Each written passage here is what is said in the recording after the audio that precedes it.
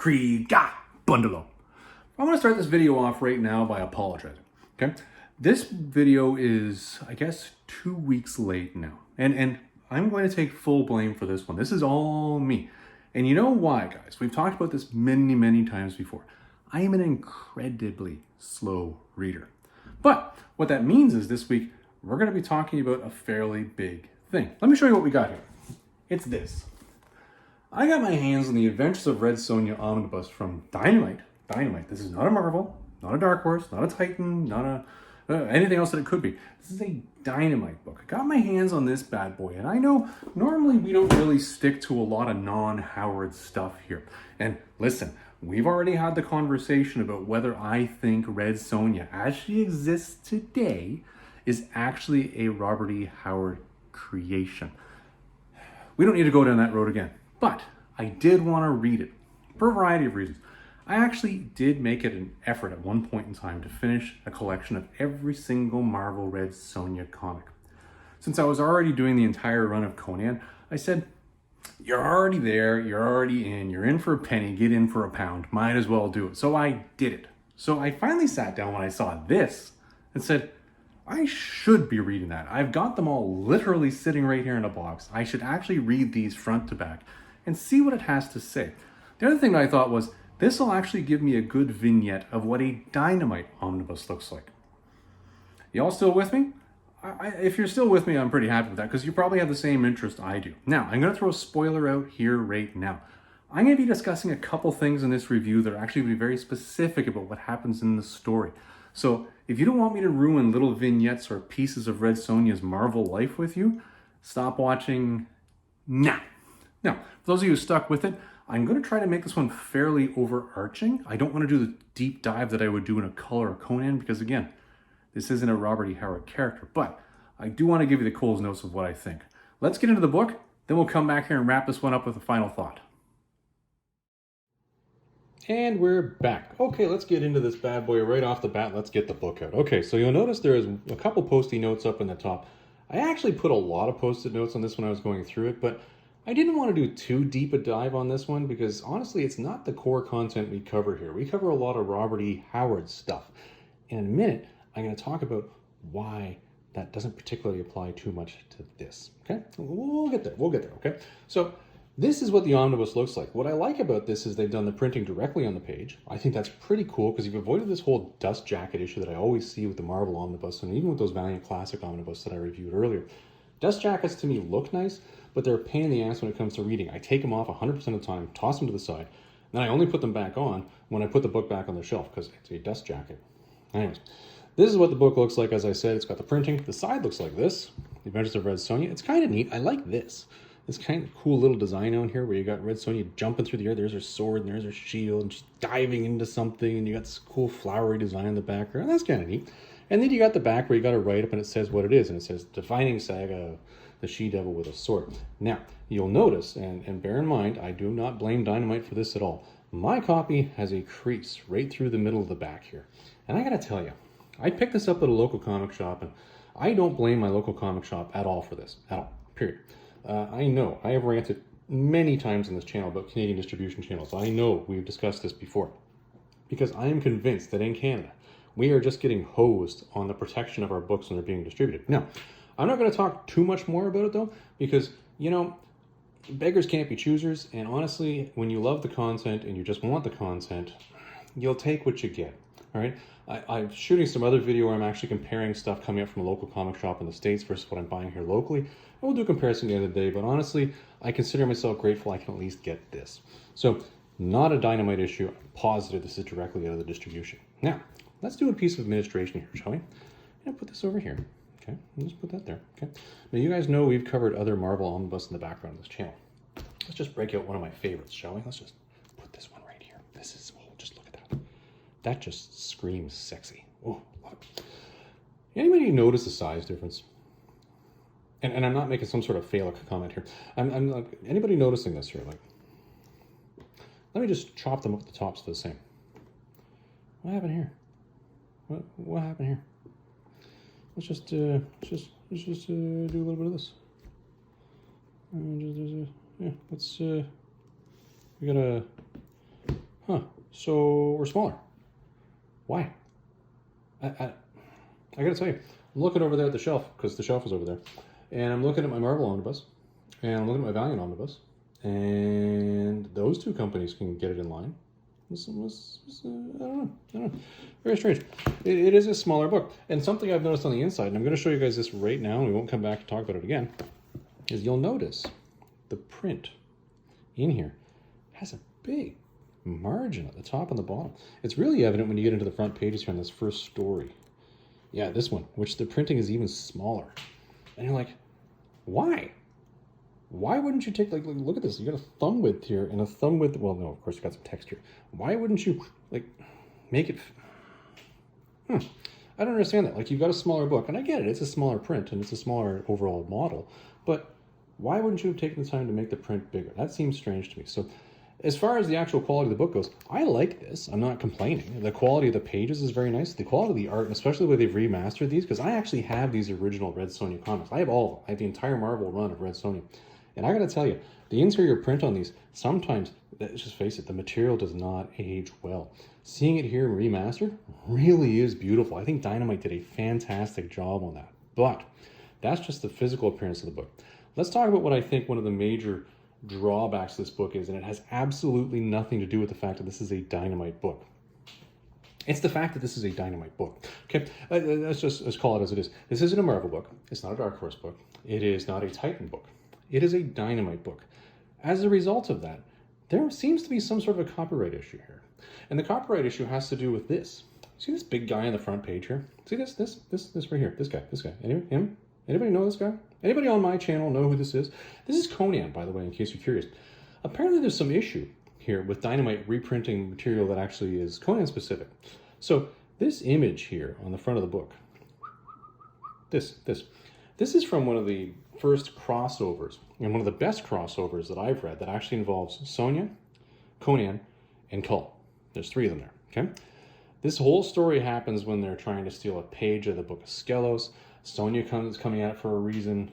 Conan and Bailet are coming at it for a reason. And then as the whole schlemazel continues, they end up getting, they don't get transported actually. Kull and his entire capital city get transported to their time. And they end up meeting Kull. And then everybody gets sent back to where they're going to be. In actuality, it isn't actually that simple. There's a little bit more that happens on Kull's side. There's a little bit more that happens to Conan and Sonja, and you have to read the rest of that story to get that overall or overarching adventure. And the sad part about it is, because there's a copyright issue that's mentioned in the foreword that's written by Roy Thomas, you don't get it. So you have this image on the front saying the Red Sonja Omnibus, which clearly shows me this, which would say to me, okay, I'm going to get this fantastic story, but you don't. You get the 2 Red Sonja books that are part of it. Now, granted, you get this wonderful one-page write-up in the middle that tells you the rest of the narrative to finish the story between what was originally, I guess, the collection number 1 and then the collection number 2, which finishes this story, but you don't get to read it because there's a copyright issue. Well, that's going to limit what we're getting here. So if you pick this up and you say to yourself, okay, I am going to get every single Red Sonja book in this, well, buddy, you are not. You are not going to get that, in fact, at all. And we're going to talk about how that actually plays into the character development in this one fairly materially in a minute. So I want to talk about a couple key things that happen in this story, okay? There's a lot of character development that happens, but I want to talk about the good and the bad here. So I'm going to start off by talking about the good. I always like talking about the good. The good makes me happy, okay? So that's what we're going to start with. I already said I physically like this book. This book is only $99 US.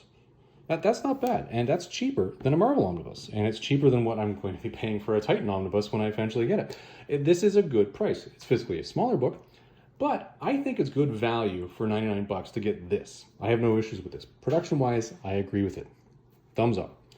What else do I like about this? Well, I'll tell you one of the things I really like about this. Right here, Frank Thorne. I'm just turning a random page here. Let's get into the old story here. Look at this Frank Thorne genius. This guy could draw like it was nobody's business. This guy got Red Sonja.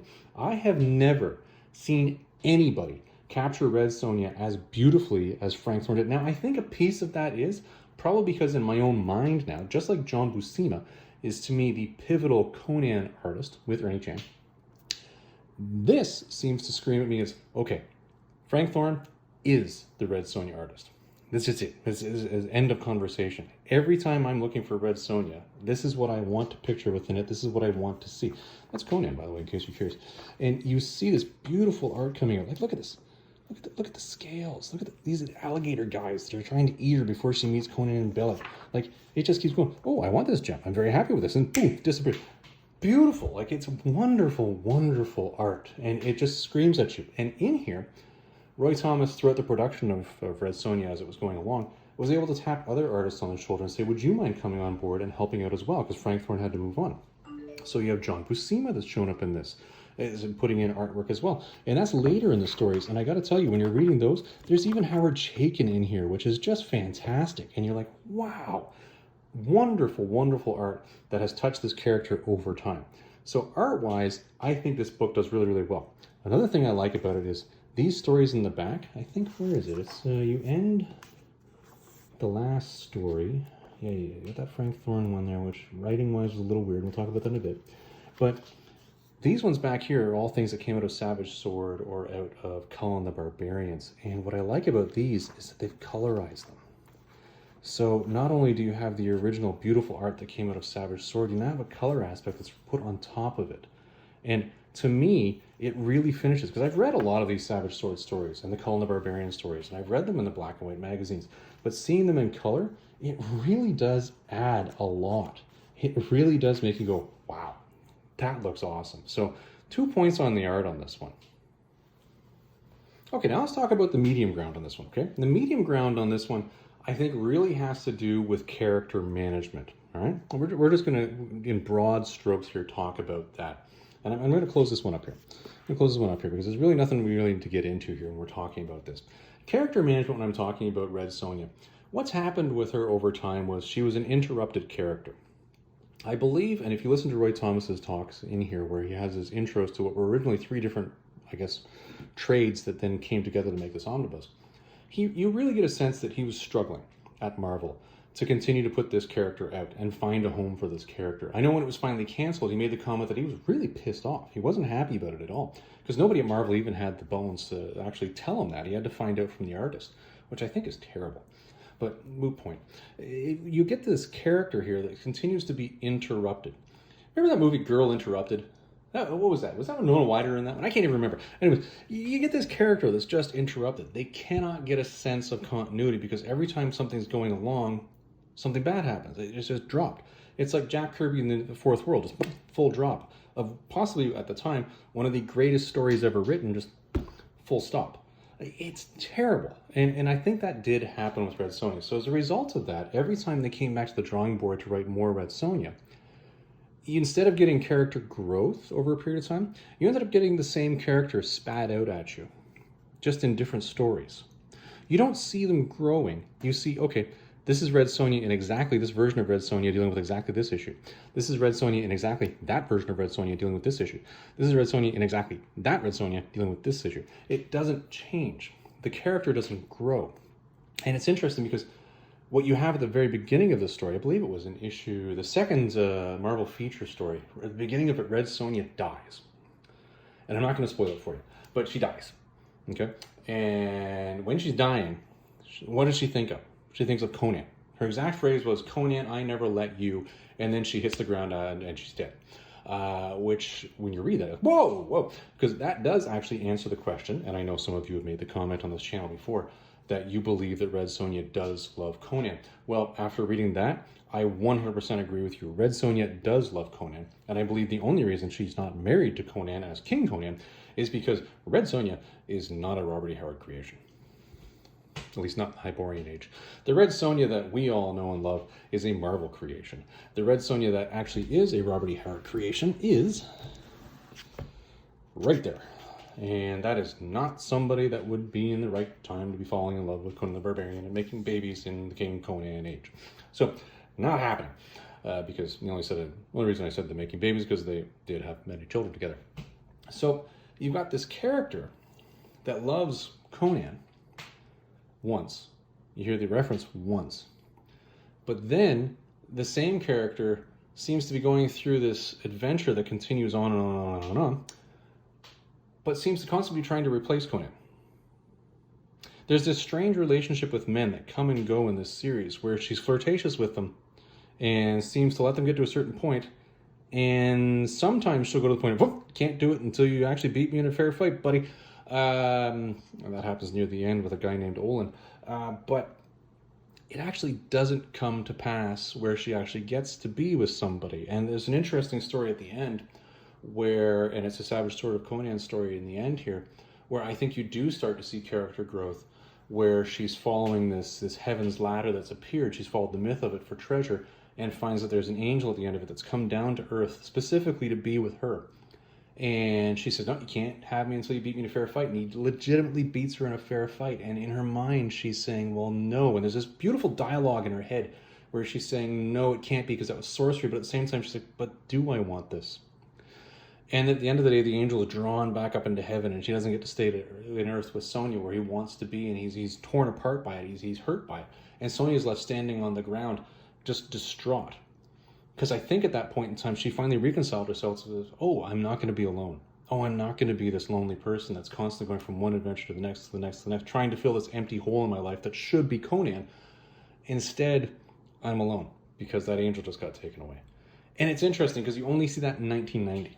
You don't see that in any of the work in here, which is mainly 1970s material, because you have this party-goer Red Sonja, which is basically like almost like a Mary Jane Watson with a sword, just running along doing her thing. She goes through these inane activities where she starts brawls and bars for no reason. She involves herself in these deadly Olympics between two cities where she could be killed, and somehow the story ends up with her killing the queen of one of the things that just written in there that don't make sense. Because what you're doing is you're just taking the same character and plunking it into a new place. You don't see the growth. It's great that in this omnibus you can have all this work put together and you can see really, well, what does this all mean? And how does this character go through chronologically their events in time? But it's sort of sad in that chronological following of time, you don't see the growth that would occur over the same period of time. Weird, right? Okay, we've talked about the good, we've talked about the medium, now let's talk about the bad. Now, the bad comes right to something I said right at the beginning of this one, which is right here. What's the problem with this book? The problem with this book is that this is a Dynamite book. And listen, there's a lot of things I could say about Dynamite and their treatment of Red Sonja. There is a variety. I'm sure if I went on the Reddit and typity-tippity about this, I'd find a lot of things, some of which I probably shouldn't see, period. But not the point. The fact this is a Dynamite book means that there are certain stories that can't be contained within it. There's copyright issues that come into play. And you remember how I said sort of the meh thing is that you have this character that keeps going, okay, same character, different scenario, same character, different scenario, same character, different scenario, same character, different scenario. Well, at the end of this is when we're getting into the reprints of the 90s material. And I'll tell you, you get back to some really cool stuff here. Now, this is the story where you had the 5 different Sonjas that got drawn into the present because it was written by Frank Thorne. And this story is called The Ring of Iqribu. Okay, I'm going to call it Iqribu, and that's how I'm going to choose to pronounce it. This is an actual adaptation of a novel. And the novel actually came out, I believe, at the same time that Red Sonja was finally canceled at Marvel the last time that Roy Thomas was involved. And because this is an adaptation of a novel, it occurred in several issues of Savage Sword. And this is where we started to see, okay, character growth. When we're looking for character growth here, where is it? Well, you started to see some 1990s stories here, which were Savage Sword stories. And in these, you started to see different little vignettes, but they're too short, right? There's nothing in there that'll really show a lot of growth. But now we're going to get to this. This is going to show growth. This is going to show growth of a character and what she's actually doing. Remember that romance thing I talked about earlier where she really didn't know what she wanted? Well, we know what she wanted. She wanted Conan, but she was constantly trying to replace that slot for Conan in her life with other men that were coming and going.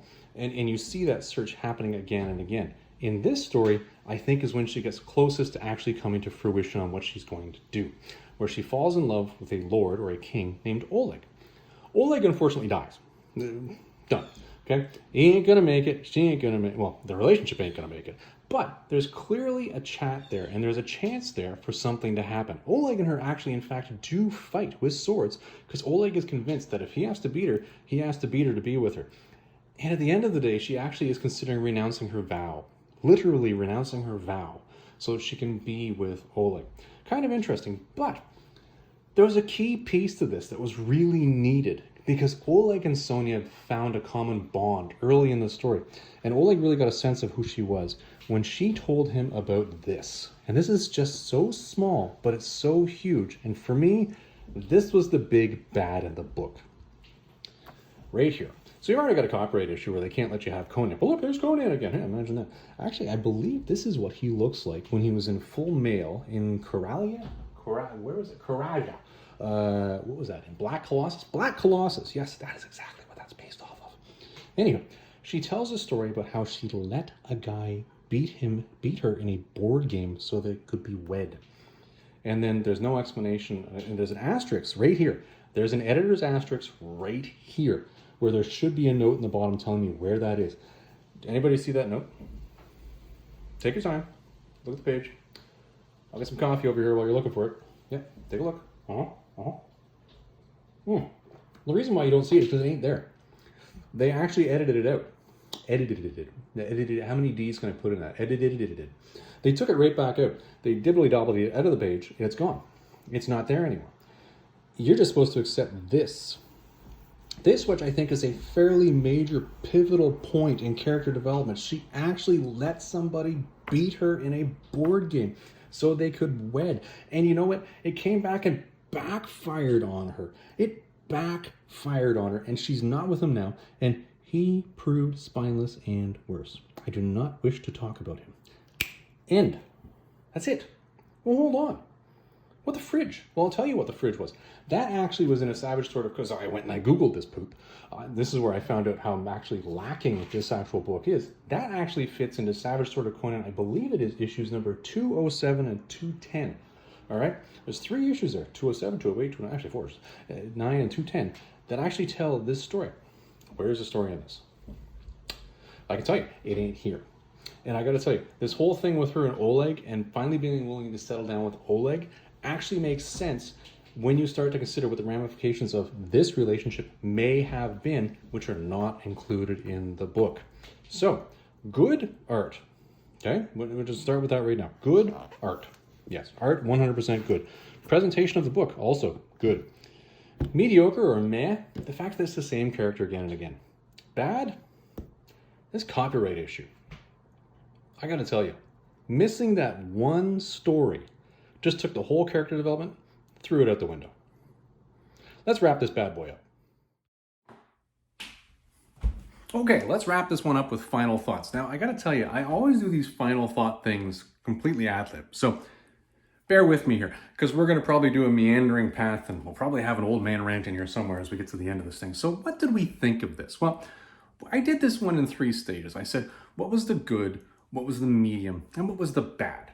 And the bad was really character development, or lack thereof. When you buy an omnibus that's like this big, that literally takes you 2.5 weeks to read, because I'm a slow reader, that's 600 plus pages, you kind of expect to get something in here that would say, good story, I like where we came out of this one. But the problem is, this character was never one that actually followed through with a story. This character is one that followed through with vignettes. So when you had the original Marvel feature stories, they were pretty self-contained. There wasn't that much that was really carrying forward. Then you got into the Red Sonja series. Well, now you had a bit of an opportunity where you're going to draw stories through, and you're like, okay, we're going to follow this. I see where we're going. But the character didn't develop. And even when you got into the longer stories, like Red Lace, I think, was one of the longest ones in there, which unfortunately was just sort of a meandering path. Like, you guys think my old man stories meander. That thing just... to get to where we got to at the end of it, and you're like, okay, I get it. We got there, but there was so much in there that was just innocuous noise of just generic sword and sorcery to get there. It kind of left you with a, whoa, you're exhausted. It was literally a marathon of a story to get there. But there wasn't any real development. I didn't see Red Sonja develop. I didn't see that at all. Art-wise, yeah, Frank Thorne was on this. And as I said earlier, Frank Thorne is my idea of what I picture Red Sonja as. And he had that character down pat. And I gotta tell you, as much as, again, we're gonna make the aside here. Dynamite's doing what it is with Red Sonja and going along. Don't get me wrong. And you know what? They're doing their thing. Okay, let them do their thing. I gotta tell you, no matter how objectified or sexified or whatever you try to make Red Sonja today, nothing is even coming close to what Frank Thorne did literally 50 years ago with this character. You want to know what a sexified, sexy Red Sonja looks like? Just go back to the original. You want to know why we're here today? Look at what we did with the original. Kind of tells you why we're here now, doesn't it? That's my aside for now. But as far as the omnibus goes, what do I think? Well, it was 99 bucks, right? So not a bad buy. Like I'm not arguing with that. It's 99 bucks though that leaves you wanting more. Now I'm fortunate in that I already own those issues that were missing from this story, okay? I read this story as part of a Hyborian Age conspiracy theory thing again recently. So to me, this was all fresh. But if you're somebody that hasn't read this and you don't have these, that story is very lacking. It really is. And you remember that point I made at the end where she falls in love with Oleg and she wants to be with Oleg. How tragic was it she's not with Oleg? Well, honestly, that's only really tragic if you understand the last relationship she was in that was in Savage Sword number 207 to 210, which isn't even in here, okay? It's edited out to the point that even the editorial comment that would say what issues that occurred in have been removed. It's just there as a one-liner. It's, and I tell you, when you're looking through this whole thing for character development, which is hard enough when you have a character that's like girl interrupted, she's just not getting the chance to get out there and do what she needs to do, it just leaves you with a, it does. This is a great omnibus, don't get me wrong. And it's great to read over a period of time. But I gotta tell you, doing the marathon read that I did on this, this was an exhausting experience. This was one where it's like, can we get to the end? And then when you get to the 1990 stories, you're like, oh, here's a nice Savage story. So that's refreshing, but I had to go through 530 pages to get there. This is definitely more of a coffee table book. This is something that you would read over a period of time where you just pick it up just at your leisure and do it. Definitely not a marathon run. I do like having this in a collection though, because this does allow you to go back to this and actually say, hold on, I have an editorial note that says that happened in Marvel feature number 7. What page is it? We can do that now when you own it. Should you go buy it? Well, that's a good question. I tell you this, here's the Tennessee Fat's opinion on that one. If you're a big fan of modern Red Sonja, okay, and by modern, I mean Dynamite Red Sonja, you should probably read this. You should own this and you should have this, because this is the origin material that Dynamite's building off of, okay? This is the stuff that made Dynamite say, okay, now we're gonna take this character in this direction. Now they've taken her in a lot of directions, but you probably want this for that reason alone. If you are a Robert E. Howard fan, should you own this? Well, I gotta tell you, that Frank Thorne story in there where he brings forward 5 Sonjas as the wizard and has a dialogue with them, as meandering as that tale is, I think that's pretty key. It is, because in there, you clearly have what Marvel was doing. And this was the telling point. The original Red Sonja, Robert E. Howard's Red Sonja, is the soul of Marvel's Sonja. Is the soul of Dynamite's Sonja, but is not that actual character. It's the modus operandi of that character. Okay, it's the inner logic. It's the raison d'etre of that logic, of that person. That's what that is. It is not that character. Should you own this? If you owned that one particular story that has that Frank Thorne story in that book, well, then you probably don't need this. Well, of course, except for the part where you have, the Red Sonja, Conan, and Bailet. See, I said it correctly. Bailet story that actually leads to them meeting King Kull. But if you've actually read that elsewhere, you don't need this. Do you need it, though? Probably don't need it. Is it nice to have? Yes, it's nice to have as a piece of reference material. Is it nice to have because if you're interested in reading Savage Sword in color, you want to see that? I can see that too. But if you're a Robert E. Howard purist, you probably don't want to pick this one up. You can pass on this. Pick up the smaller vignettes. Pick up the smaller books that you need because you can get the actual story you need cheaper.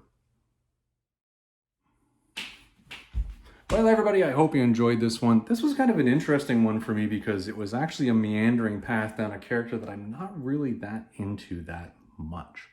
It was a nice vignette to see this character, but to me it's sort of almost too much, almost like an overload. And it's funny because this is the first one of these that I've done where just the reading process of getting ready to do the video was just mentally exhausting. Mostly because of that little annoying OCD Tennessee Fats in the back of my head that every time he hears something he doesn't like, he's like, well, I'm going to storm off over here and you got to figure it out yourself. And you're like, oh, buddy, get your ass back to the desk and finish reading. That guy. One of these days, it's just not going to go well for him. Anywho, hope you enjoyed this one, everyone. We'll see you in the next video.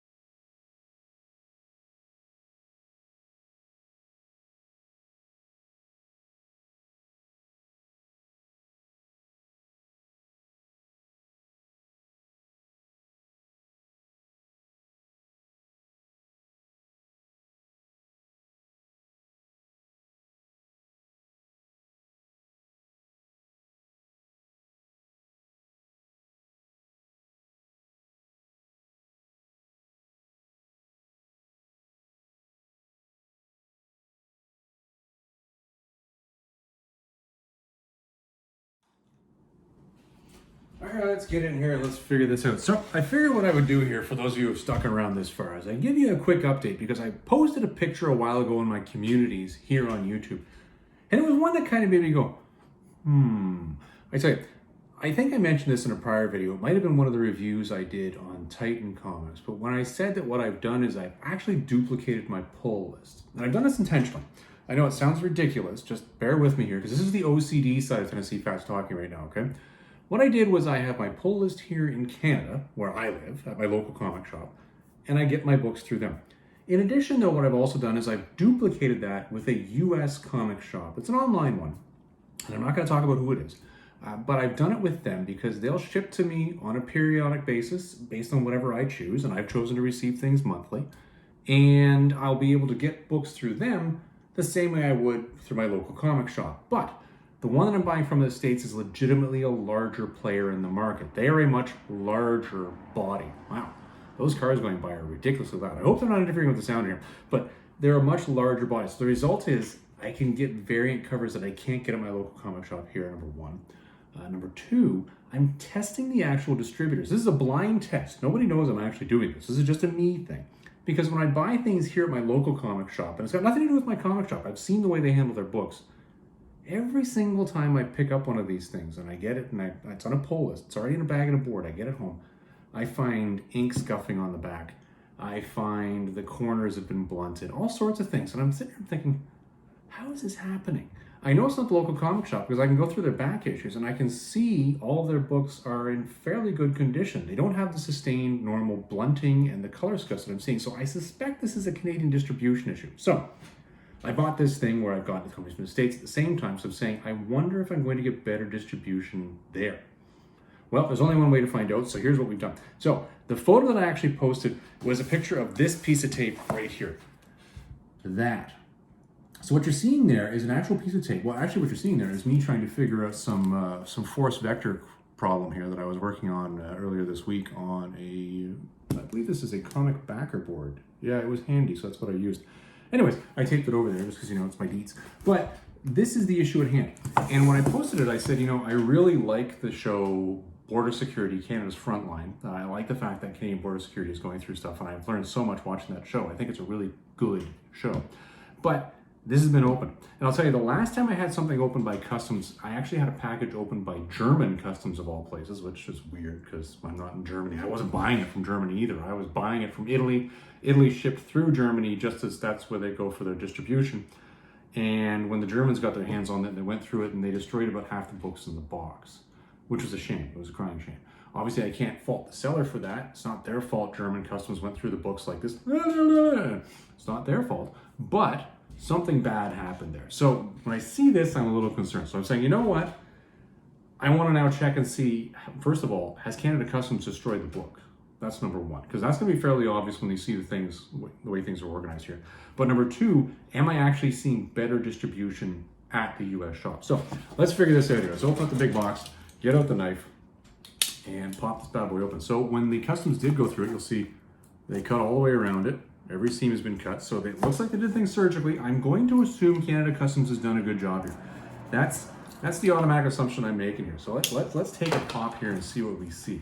All right, we'll open her up. Come on. And, for something that only had a little piece of tape holding it shut, sure as hell. Oh, I see. Do it upside down. Let's use the big brain thinking here. All right, so what do we got? So we got shipping. So that's there. That's fine. And this shipping coming up from the company, they have put these to their credit on each corner. The books are all in here in a block. So no fault of theirs on that. I'm saying that's pretty well done. Let's take, wow, it's like everything is sort of shrink wrapped in here. So let's get this out. This I'm assuming is all of my shipping stuff. Yeah, that's fine. Get the box out of the way. Let's see what we see. I don't see any evidence here to tell me this was opened at all by Canada Customs, actually. Okay, maybe Canada Customs just briefly opened it looking for some sort of drugs or, I don't know, fruits and or vegetables, which aren't allowed to come over the border. I don't know. So maybe it's just they popped it open and said, yeah, we're good. This one can go. Interesting. It's this one. Oh, wait, I think I see where they may have torn a bag. Well, the big bag that it was in here. All right, let's see what we can do here. Come on, you. Come on. This is a big stack of books. This is what happens when you have a pull list of a whole bunch of, well, basically a couple titles. But you said, I want to get all the covers. So let's see what we got. I'm going to fold it up in my, oh my. Wow. Okay, y'all aren't seeing what I'm seeing here. What we're looking at here is the foil variant that came on Titans. That's the fan. Look, I can see if I can get the fan. Look at the fan. Wow. Yeah, I actually have air moving in the office. This is the foil movie homage cover that was on Titan Conan Barbarian #1. So here it is. Let's take a look at this through the bag. I don't see any blunted corners. And, there you go. Look at that. So invariably when I get things here, this bottom corner down here is always pulled. Always. Every single time. And this one doesn't look it. That's good. Okay, so let's see if I can find this not a foil cover. and check that. Okay, yeah, so here, I'm gonna shake this upwards. And yeah, check it out. Okay, hold on. Here's what we're gonna do. I'm gonna take this guy out of the bag. This is just a blank cover that you can get sketched on or something like that. So generally it's a thicker cardstock than a regular one, so I'm not too concerned about opening this one. So check it out. So here's the book. I'm not seeing any ticks. Back cover showing nothing. The corners don't look blunted to me. Let me get that to zoom a little bit here. I gotta hide my face there. Looks pretty good. Check that one out there.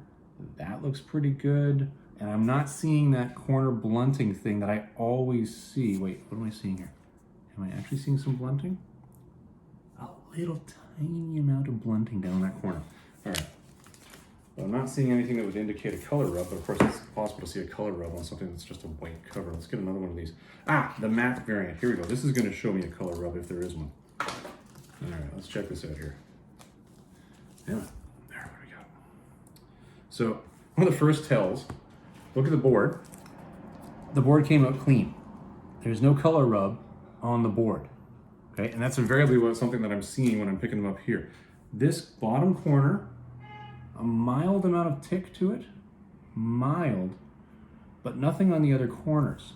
So as a sample test, like this is just me going through a couple books here right off the bat. I'm not gonna go through all of them because that would just be boring for you guys. But as a sample, I'm starting to see these are coming out, well, number one, Canada Customs doesn't seem to destroy these, but number two, they seem to be coming out in better condition than what I'm getting from my local comic shop. Like, this one's got a tiny amount of blunting down the corner. Let's see this one here, move it up. Yeah, same tiny amount, but nothing material to it that would have me go, okay, I'm worried. The arch, no, these are all coming out all right. Yeah, and it's funny because I tell you, on this cover alone, the one that I got of this at my local comic shop, I know for a fact that there was, the thumb crease that can come in the back when somebody does this to a book, that was sitting in the back of the book. And I was like, how does that even get there? Like, it makes no sense. Yeah, so, I'm actually pleasantly surprised. This seems to have turned out okay. So as an initial test, I can tell you, I am potentially seeing better quality coming out of the local comic shop in the States and their mail service. So what I'm gonna do, I'm gonna keep doing this very thing. I'm gonna keep ordering these and getting them in to see what I see. And when we're all done this one after a couple of months, I'll be able to concretely say and do a side-by-side comparison and say, these are what I'm getting from a local Canadian comic shop. This is what I'm getting shipped up from the States. Clearly there's a distribution issue here because I cannot believe this is occurring at a local comic shop. Interesting.